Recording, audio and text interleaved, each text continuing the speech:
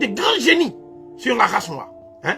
Donc, il y avait en Haïti comme un mouvement de libération du peuple noir à partir de l'idéal de Thèbes, à partir de Memphis, à partir de Hermopolis, et tout ça, parce que l'Égypte était devenue un exemple emblématique pour la lutte de libération du peuple noir d'Haïti. Et cela doit être noté parce que c'est une singularité. C'est-à-dire Haïti est le seul pays qui n'est pas misé sur la déchéance de l'Afrique. C'est le seul pays qui a rappelé que quelle que soit l'humiliation et l'humilité infligée à l'Afrique, il ne faut jamais oublier que c'est à cette race que l'humanité doit la civilisation. C'est ça le secret de l'amour entre Haïti et l'Afrique. Haïti, c'est le pays le plus africain de la Caraïbe. Hein? Et le pays le plus caribéen d'Afrique. Haïti, c'est une Afrique indomptable, généreuse, perdue au milieu des mers Caraïbes. Voilà comment nous considérons Haïti à partir de la leçon de Firmin. Et qu'est-ce que Firmin fait? Il dit, je ne peux pas avoir de l'influence uniquement par la presse et parce que je suis avocat. Je suis obligé de passer à l'action politique. Parce que les décisions qui font que l'Afrique se trouve aujourd'hui au seuil du bannissement de la race humaine, ces décisions sont prises par des politiques. Donc Anténor Firmin se rend compte du rôle majeur de la franc-maçonnerie dans tout le malheur qui accable le peuple haïtien. Et d'ailleurs, les premiers qui vont le combattre étaient les francs-maçons haïtiens, hein, dont certains étaient des héritiers directs du premier député noir de France, c'est-à-dire Bellé, Jean-Baptiste Bellé, qui est souvent représenté avec le crâne de l'abbé Rénal, dont il était un disciple. Donc, ce que j'ai voulu dire par là, c'est qu'il se lance en politique, mais il se rend compte que la politique politicienne n'aboutira pas. Donc il dit, nous allons faire une diplomatie. Donc il devient diplomate en 3 ans. Il passe le concours, il réussit en 3 ans. Et donc, là où des gens passent 10 ans. Et donc, tous les locodèmes passent 10 ans. Hein? Donc, Anténor Firmin, il devient diplomate. Diplomate de quoi? Il dit la vraie diplomatie, ce sera de créer des réseaux d'influence pour défendre la cause africaine partout où il est question de partager l'Afrique. Et donc, dans ce livre qui s'appelle Le partage de l'Afrique, Henri Vesseline parle effectivement du rôle des Haïtiens. Du rôle des Haïtiens dans la diplomatie. Dans la diplomatie secrète qui concerne l'Afrique. Le rôle d'Haïti. Haïti joue un rôle déterminant dans cette matière-là. Donc, c'était un diplomate de carrière. Et celui qui va combattre plus tard, le comte Arthur de Gobineau, était également diplomate de carrière. Oui. Donc, il est devenu diplomate non pas pour combattre Gobineau, mais pour montrer que lui, il est l'ambassadeur de la cause africaine.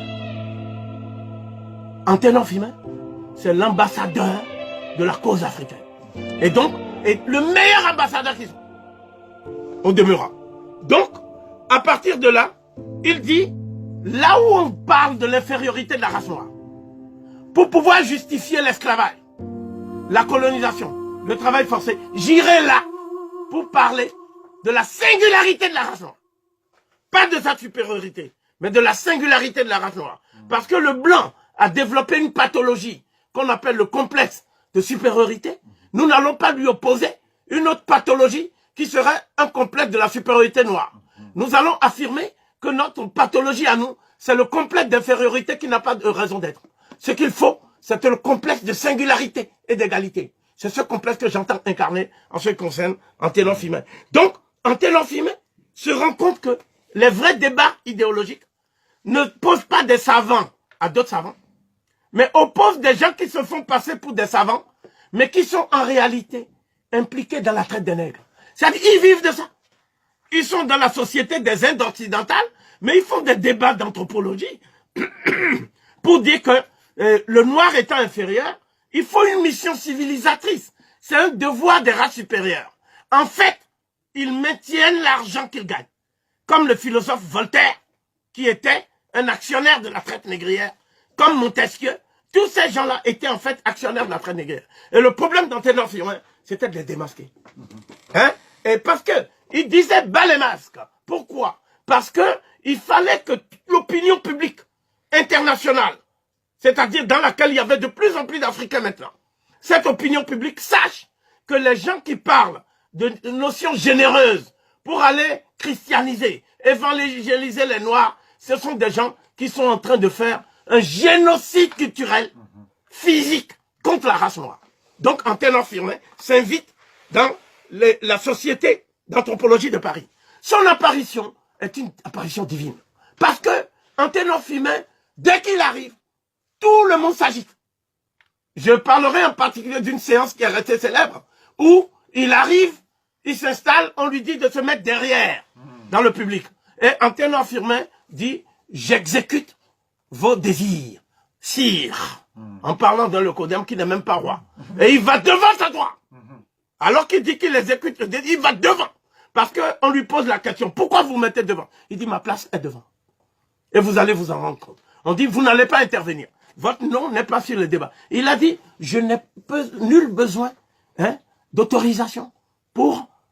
Lorsque la pensée se met en marche, elle ne demande pas l'autorisation à... comment il a dit ça? À la police de la pensée. Anténor Firmin va s'asseoir et pendant les débats, il prend la parole en disant qu'il est étonné par l'incohérence qui règne dans cette salle. Et donc, il a fait une envolée de 3 heures, à l'issue de laquelle l'Assemblée, constituée uniquement de racistes, se retourne et se met à lui faire une ovation. Donc, Anténor Firmin, c'était un génie tel qu'on n'en a jamais vu dans la race noire, excepté Cheikh Anta Diop et Imhotep. Donc, ce que nous disons, c'est ceci. À partir du moment où il fait carrière politique, il dit il y a des choses qui se passent que nous ne maîtrisons pas. C'est l'argent d'Haïti, ça va où? L'argent de l'Afrique, ça va où? Qui en bénéficie? Certainement pas les Africains. Donc il devient ministre des Finances. Et il dit, je ne peux pas être ministre des Finances sans savoir qui fait la diplomatie. Donc pour la première fois, il devient ministre des Finances et des Relations extérieures. Anténor Firmin.